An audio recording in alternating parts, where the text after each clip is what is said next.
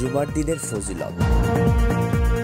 জুমা একটি আরবি শব্দ যার অর্থ জনসমাবেশ। এটি পবিত্র কোরআনের ৬২তম সূরা। এর রুকু সংখ্যা ২ এবং আয়াত সংখ্যা ১১। সূরাটি মদিনায় অবতীর্ণ হয়। জুমার দিনটি মুসলিম জাতির জন্য অত্যন্ত মর্যাদা ও ফজিলতপূর্ণ। ঈদুল ফিতর ও ঈদুল আজহার পর জুমার দিনটি মুসলিম জাতির জন্য ঈদ হিসেবে পরিগণিত করা হয়, কারণ এই দিনে ঈদের মতোই জুমার নামাজে গণমানুষের সমাবেশ হয়।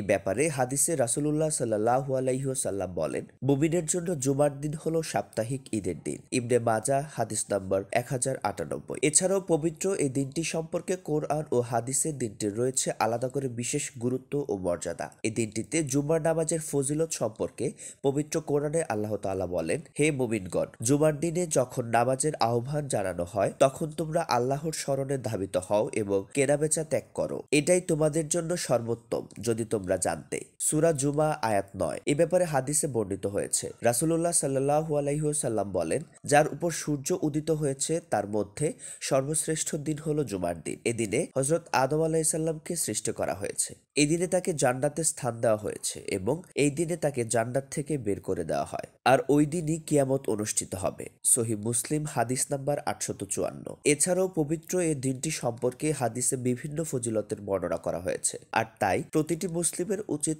জুমার দিনটির গুরুত্ব ও ফজিলতের কথা বিবেচনা করে বিভিন্ন আমলের মধ্য দিয়ে দিনটিকে কাজে লাগানো।